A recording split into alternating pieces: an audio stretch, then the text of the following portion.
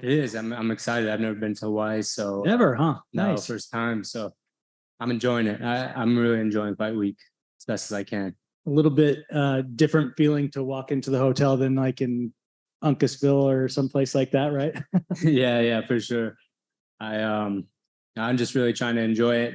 You know, sometimes you put a lot of pressure on yourself because it's fight week, but I do it with myself. I want to, go to the beach, walk around, not just immerse myself in the hotel and be miserable. I want to enjoy Hawaii, and it's been good. It's been really fun. Does that help you in a fight week to be able to go out and do some stuff and distract yourself instead of, like you said, just kind of being locked in your room, I guess? Yeah, for me, I like to just, go to a coffee shop, walk around, be with my coaches. I really don't like to be alone. So here it's nice. The weather is good.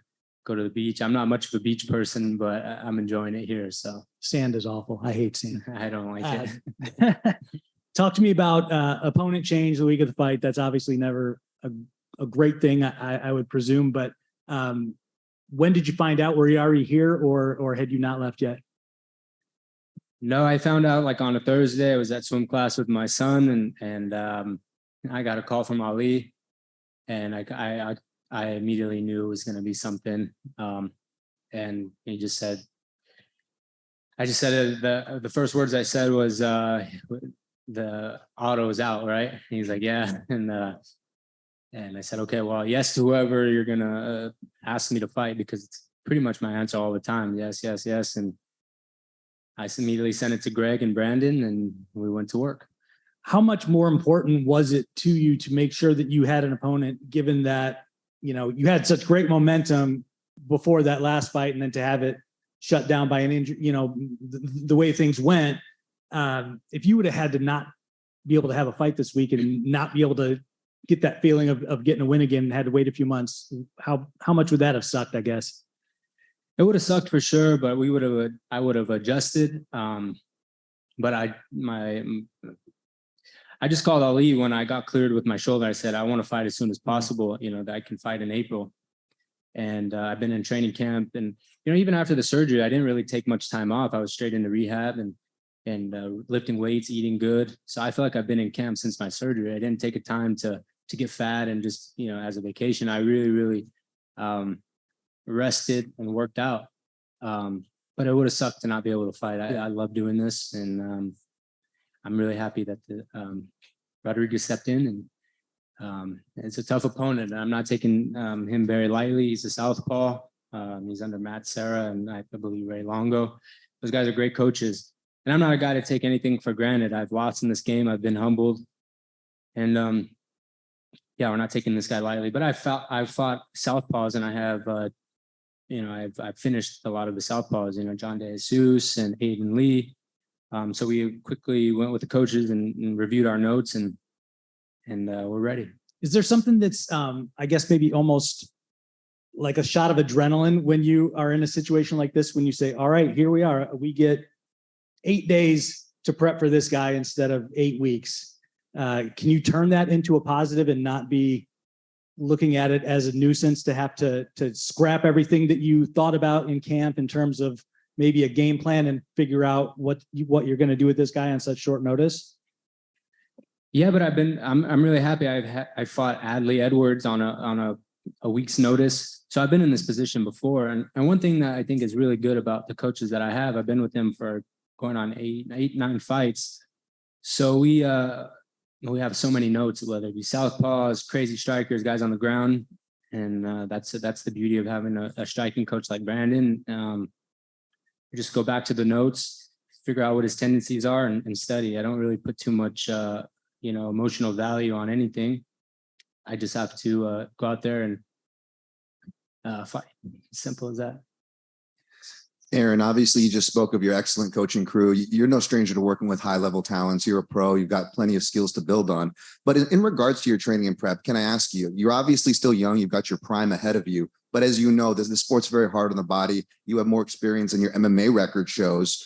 So let me ask you, even though you're still a young guy, do you kind of absorb some of that almost veteran mentality as far as working smarter, not harder, after seeing obviously the injuries that can happen both in and out of the cage?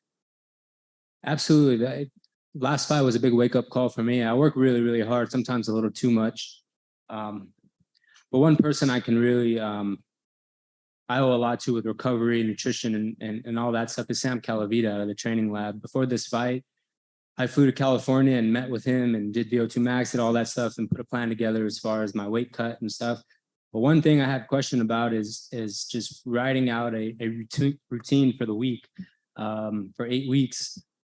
And so literally, like, sometimes this camp, it felt like it was just smooth because I wasn't overworking. And I had a tendency before my prior fights to really like, maybe I'll just do one more practice or this, or, you know, one extra run. And I really listened to all my coaches and myself, my body. And I think that comes with age and experience, that sometimes, like you said, it's not always we got to grind.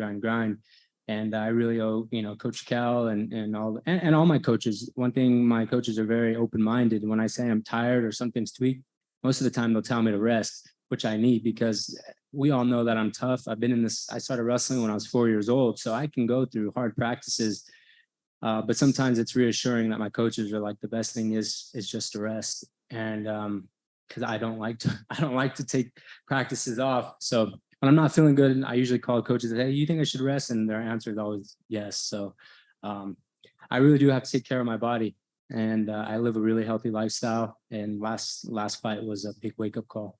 Fantastic. And obviously learning that lesson at a young age is going to be nothing but good. But just one more on that. In the past, were you basically one of the stereotype of a young fighter, or wrestlers often get the stereotype that they train a little too hard? Was that more of you? Is that what you're trying to say early on? Yeah, I think honestly, I think a lot of people get insecure, and I'm one of them. Sometimes I'm always like, did I do enough? But I've been at this game and wrestling from 4 years old. And one thing I can honestly say for this training camp, I did a lot of drilling. That was the most important thing, you know, with Jordan and I, we would meet up early in the morning and just drill for an hour and a half, and the reps. And I think that's going to play a factor into my longevity of my career. Sometimes you don't need to always go hard. I mean, I'm known for going hard, and I think a lot of people don't like that sometimes, but I drill a lot now. And I think that's the way to go. Go hard when you have to, but reps on reps, you know, like when you're wrestling, when you're a kid, I've drilled thousands and thousands of high crotch doubles, singles, you know, so why is MMA different? Just need to drill. So Absolutely. Last one from me. Obviously, you're a pro. You're here to fight. Not a fan of the beaches, but Hawaii has got some underrated horse culture out here. You're into horses yourself. Is that something maybe you want to do? Do a horse riding tour out on the islands, get a different scenery? Is that something you're into? I would love to. I was telling Jordan and Brand, I said, I really am not a much of a beach guy. I don't go to the beach much, but I'm really enjoying it here and soaking it all in and learning about the culture. It's awesome. But one day I'd love to come back. I have friends that live in Hawaii and really explore this beautiful island. Hey, Aaron K. Williams for Can Chronicles Media. Congratulations on a speedy recovery. Thank you. After a tough injury to your shoulder in Bellator 286, what new ways have you found to improve your mental toughness? And also, who supported you in those dark times? Well, to be honest with you, I didn't really let myself get too low. It was an injury that happened, and there's nothing I can really do. But my coaches, my mom and dad, and myself, I had a great therapist, Brittany at Elite OSM. I didn't really feel too much. I didn't feel sorry for myself. I said my words. I asked the doctor, I said, when can I come back? He said, you'll probably be back 4.5 months, maybe 6 months. Then I just went to work. I didn't really feel on. I didn't really have any dark times that you know, feeling sorry for yourself at the end of the day. Let's just be honest. Nobody really cares. It's just that simple. And I just got to work. Right on. And what are your predictions on the outcome of the match? Well, I'd have to be very disciplined in this fight. He's a check hooker. He throws a lot of wild kicks, but I have to, I just can't get greedy in the fight. I have to pick my spots. I punch very, very hard. I don't think he's ever fought a guy that's hit as hard as me. But I think one key word for the fight is just staying disciplined, because I am going to hurt him. I'm going to rock him. I'm going to take him down. There's a lot of things that I'm going to do. He's never felt pressure like me. And he's a guy that's never been stopped.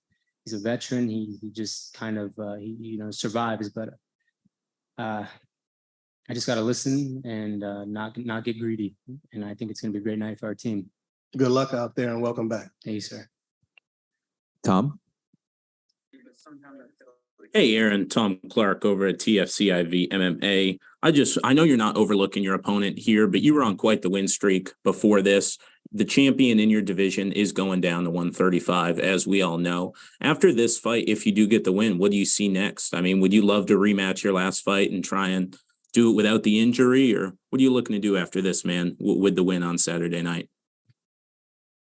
With the win on Saturday night, I feel that I want to fight Jeremy Kennedy. There's nobody else I want to. There's that will be my next fight. It's Jeremy, but I'm not, like I said, I'm not looking past this guy.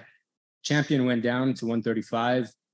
I feel it would suck for the 145 division to be held up. Let's just be honest. There's so much talent there. There's so many young guys. To be held up for a year or 2 years, I just think would really suck for us all. If there's an opportunity for a vacant title to fight Jeremy Kennedy, I think that makes the most sense. And when Patricio ready to come back up, I'll be more than happy to welcome him back to the division. Jake? Hey, Aaron, training out of New Mexico and going up against a short notice opponent training at Longo Weidman, how do you think your two gyms stack up against each other, and what energy are you bringing into the fight? I haven't really thought about comparing gyms, but I can speak on Longo, Weidman. All those guys are honestly veterans, and they've been around the sport a long time. I have nothing but respect for them.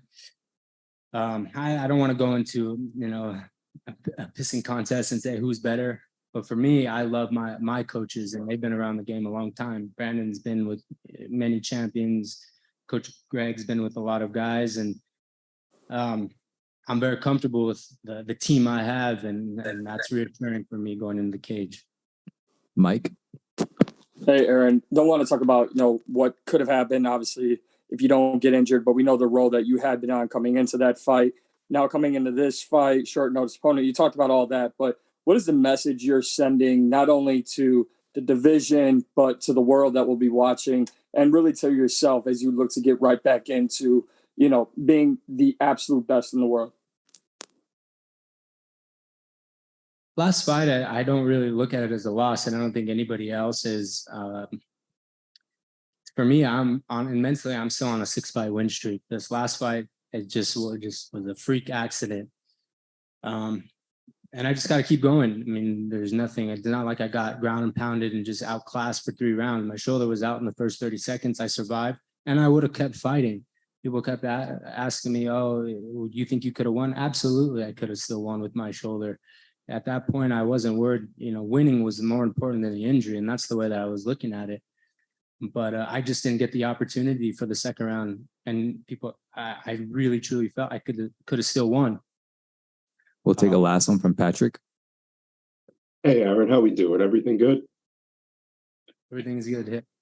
Good to hear. So you were training with one of the legends of the game in Carlos Condit in the lead up to this fight. Just tell me how that went and what you were able to learn from someone like him. Sorry, I'm gonna just get a quick drink of water. Can you repeat the question? I'm sorry. No, it's fine. So you trained with the legend of the game in Carlos Condit in the lead up to this fight. Just tell me what you were able to learn from him and how that went. I love working with Carlos. I think he's just a great human being. I always ask him questions about past, fighting GSP and all the legends that he's fought. And one thing that he's really taught me is just having that relentless pressure. He's very good on the ground, and he's like, use your wrestling a lot and keep that pace going. You can do a lot of damage. And I ask him a lot of questions about just mentality going into the cage, and the nerves that are involved. And one thing he always tells me is, in the first round, just let the fog settle. Let it just kind of, when you can see, your body will take over. You have all the skills and you have the reps that you put in. Let the fog settle. And when you see your openings, let it go. I love Carlos. He honestly is one of the best guys ever. And I can call him late at night and, hey, can we train in the morning? And he's always there. Very thankful for him. Thank you, Aaron. Thank you, guys.